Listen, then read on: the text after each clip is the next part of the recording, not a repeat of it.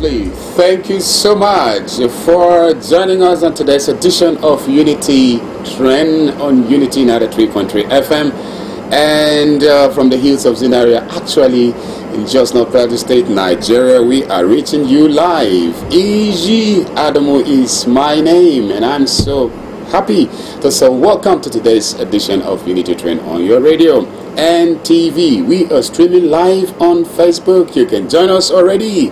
Let's do this together. Without you, there is no way I will be here for anything like this.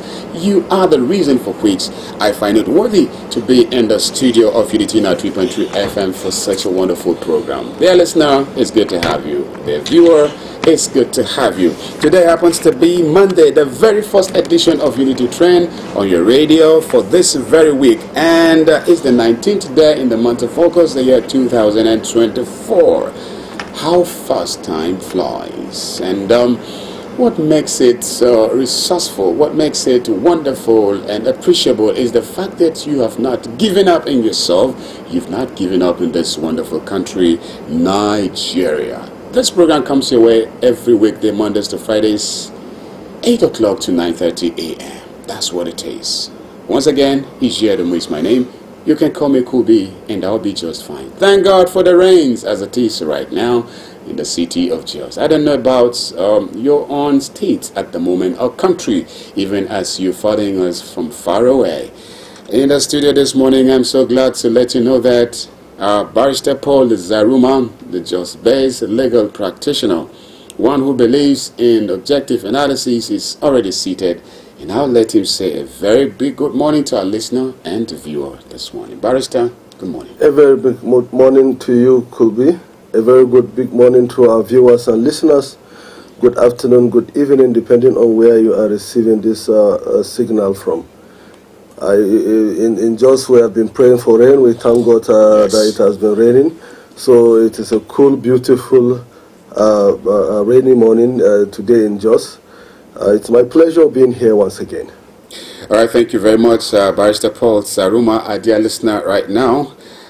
We will just begin to look at issues as we await the safe arrival of Professor Professor H. I'm sure he's doing fine, God's willing, and anytime soon he'll be joining us in the studio this morning. But before then, if you're passing through any challenge, I pray that God in His grace and mercy will remember you today for healings. Whatever it is that you're going through, I pray that God will find it worthy to again remain God over your life, so that you find it appreciable. Thank you so much. All right now, Barrister Paul, I think we'll start on this note. I have to go through this list, a full list of winners for PLATEAU Chairmanship Primary Elections 2024. I think it's a good note to begin here. Yes. All right. We have Barkin Ladi Local Government Council, that's LGC, APC David John Daliop, PDP Pajok Stephen Gang, Basa LGC, APC Tabawa J. Arukun, PDP Joshua Sunday Riti, Bokos LGC, APC Francis Mangai, PDP Amalau Samuel, Jos East LGC, APC Bulus Ajiji Sambo, PDP Marcos Nyam Husseini, Jos North Local Government Council, APC Abdul Nasser Saleh, PDP JK Chris, Jos South LGC, APC Gang Hendrik Naro, LP, that's Labour Party, Eric Stephen Devil, and PDP Silas Patrick Dung.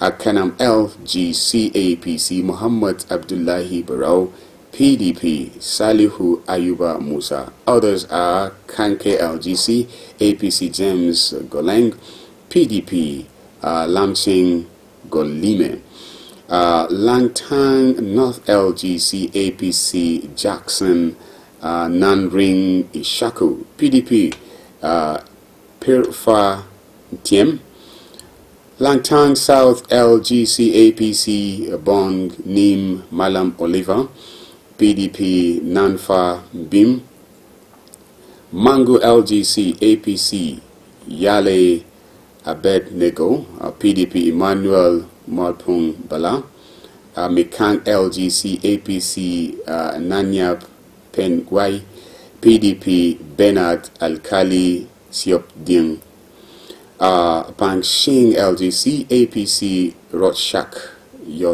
Yokdend, Labour Party, LP, Alexander Dapar, and PDP, still under Pangshing, is Felix Gonong. Kwanpan LGC, APC, Rabo Dam Cox, PDP, Christopher Audu Manship, Riom LGC, APC, Chom Bagu Deme, and PDP, Sati Bature Shua. Ashandam LGC, APC, Basil Piak Kum, and PDP, Nicholas Shea Kemen. Wase LGC, it's APC, Hamza Haruna, and PDP, Hamisu Anani. I want to say congratulations, Barrister Paul Zaruma, in the sense that as a plateau, we've not received more than what we news flying concerning PDP, someone being beaten, but so far, relatively. So far, we celebrate all the political parties because primary election is a very important part of the electioneering process. So, and then from the reports across the state, most of the primary election has been peaceful, and then delegates have conducted themselves peacefully. In most cases, like a case in Just Not, the PDP got their candidate by way of a consensus. They didn't really go into the primaries. And just the Electoral Act has created conditions for consensus. Consensus is not imposition. Consensus shouldn't be manipulated. Consensus should be a willful thing.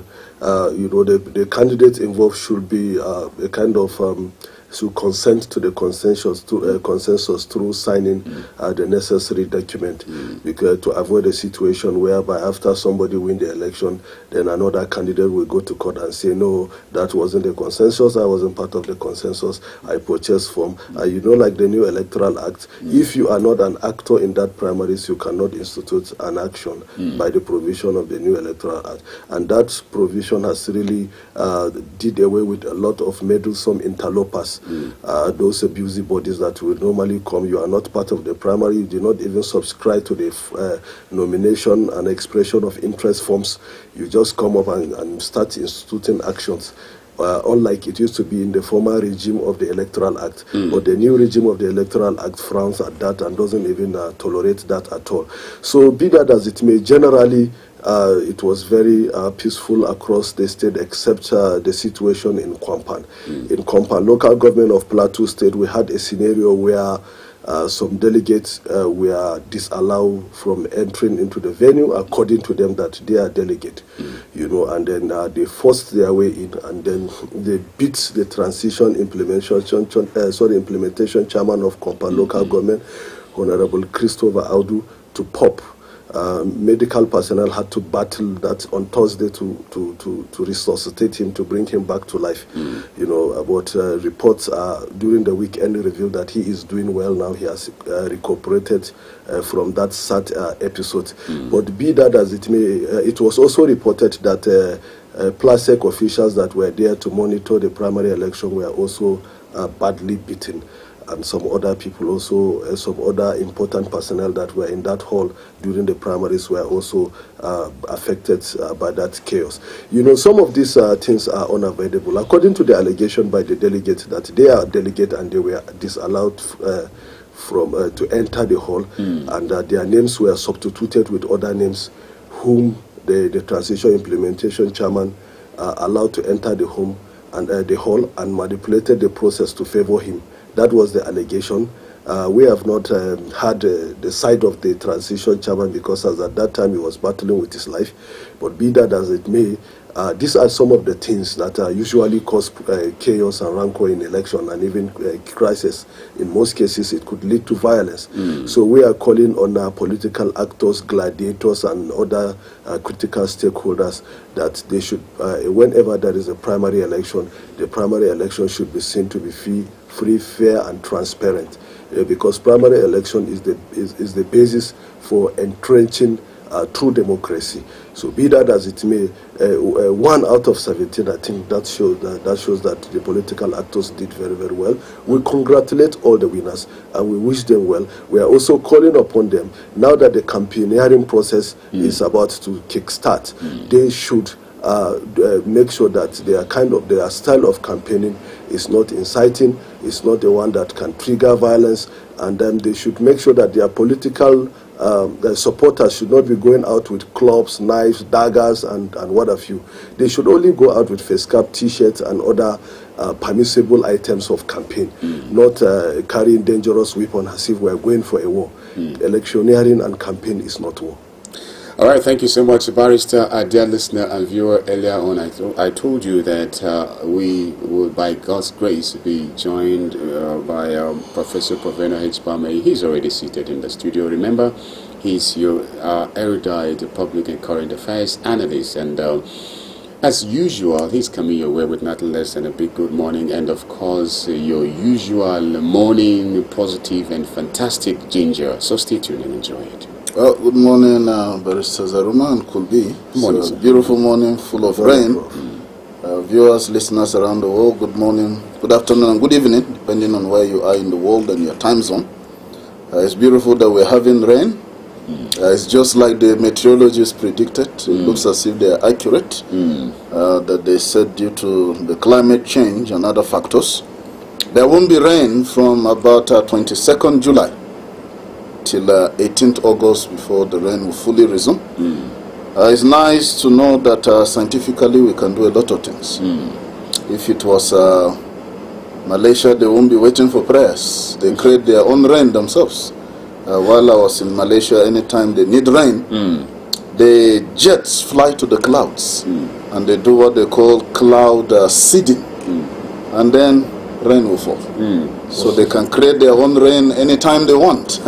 That's technology. So for all the years I was there, nobody ever prayed for rain. Yes, because they can create the rain anytime they want. That's technology. Even in some other parts of the Middle East, anytime if they really need rain, they go to the clouds and seed, do cloud seeding, and then rain will fall on the land.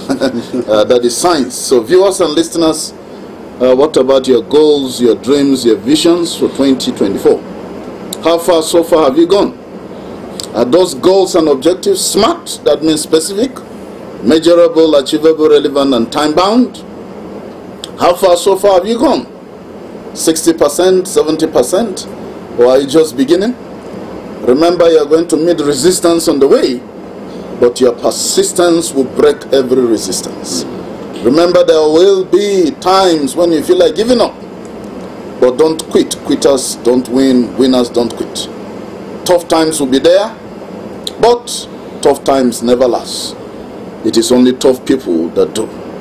So I encourage you, go out there, make a difference in the world, and be the change that you want to see in the world. All right, thank you so much. According to socio-political risk consultancy firm SBM Intelligence, since 2019, there have been 759 mass abductions in Nigeria between July 2022 and June 2023.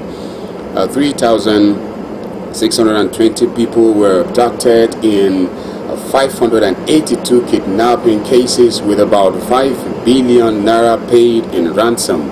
According to UNICEF, 1,436 children were abducted in the cities and in the rural areas of our dear country, Nigeria, between 2020 and 2022.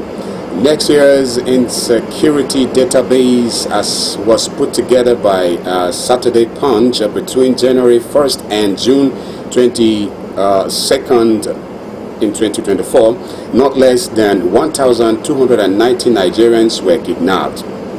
The reports further revealed that about 800 Nigerians were kidnapped between July 2023 and December 2023, same year. Don't forget, the late Major General Richard Duru, retired, was kidnapped along Bishop's Court area, 7 OG Orata, Owerri. $50,000 was paid by his family for his release, yet his abductors killed him mercilessly. TUNTBE, popularly known as Evans, the convicted billionaire kidnapper who was said to have realized profits of up to $1 million in some of his operations, is a notable example of how lucrative the business of kidnapping is in this part of the world. There's hardly any day without Nigerians being kidnapped. Unfortunately, most of the kidnapped incidents go unreported. Sadly, there's no sign of this ugly money-making business ending anytime soon. Report reveals that bandits have abducted a mobile police, that's Mopo officer in Company, a community in Wase, local government area of Plateau State, while a soldier accompanying him managed to escape. Another report has it that 20 medical students, 8 from the University of Maiduguri and 12 from the University of Jos, were on Thursday, 15 August, abducted in Benue State, Otupo Enugu Highway, as they were going to Enugu for Federations of Catholic Medical and Dental Annual Convention. The abductors are demanding for the sum of 50 million naira, and should there be any delay, the kidnappers threatened to start killing the medical students one after the other. Now, the big question is, who is next? Dear listener and viewer, stay tuned as we'll be right back after this short time out.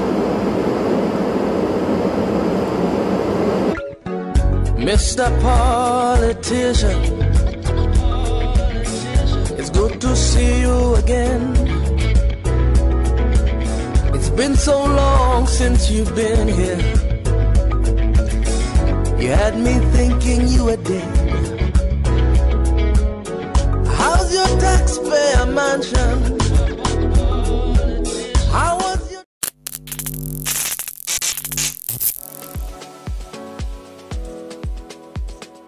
Are you bored and need some company? Get a TV experience like